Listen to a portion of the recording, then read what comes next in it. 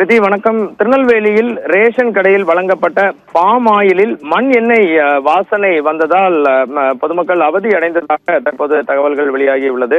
திருநெல்வேலி சந்திப்பு கைலாசபுரம் பகுதியில் உள்ள ரேஷன் கடை ஒன்றில் கடந்த 2-3 நாட்களுக்கு முன்பாக அப்பகுதியைச் சேர்ந்த பொதுமக்கள் பாம் ஆயிலை வாங்கியுள்ளனர். இந்த நிலையில் இன்று காலையில் பாமாயிலை சமைத்த போது அதில் ஒரு விதமான துர்நாற்றம் வீசியதாகவும் பின்னர் அது மண்ணெண்ணெய் வாசனை போல் இருப்பதாகவும் பொதுமக்கள் அதிர்ச்சி அடைந்து தொடர்ந்து அந்த கடையின் பெண் ஊழியரிடம் பாமாயிலை கொண்டு சென்று காண்பித்தனர்.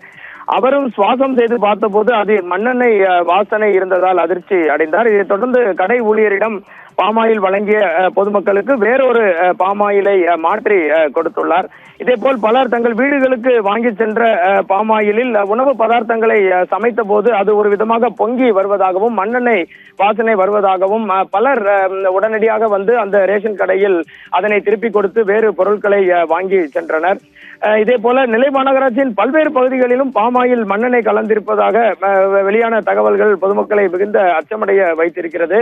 இது குறித்த தகவல் தெரிந்தவுடன் திருநெல்வேலி மாவட்ட நிர்வாகத்தின் சார்பில் வழங்கல் அதிகாரிகள், அந்த ரேஷன் கடை சார்ந்த அதிகாரிகள் சம்பந்தப்பட்ட ரேஷன் கடைகளுக்கு சென்று ஆய்வினை மேற்கொண்டு வருவதாக இப்பொழுது நம்மிடம் தெரிவிக்கப்பட்டுள்ளது. பாமாயிலில் ஏதும் கலப்படம் ஏற்கனவே பட்டலமிட்டு கொண்டு வரப்பட்ட பாமாயிலில் எதுவும் கலப்படம் ஏற்பட்டதா என்பது குறித்து உணவு பாதுகாப்பு துறையினரும் தற்போது விசாரணையை தொடங்கி இருக்கின்றனர். திருநெல்வேலி பகுதியில் பாமாயிலில் மண்ணெண்ணெய் வாசனை வருவது இப்பகுதியில் பொதுமக்களிடையே மிகுந்த பரபரப்பையும் அதிர்ச்சியையும் ஏற்படுத்தியுள்ளது. ரிதி, ஜெயச்சந்திரனின் அடடா ஆடியோ ஆஃபர் 5 முதல் 70% வரை டிஸ்கவுண்ட்.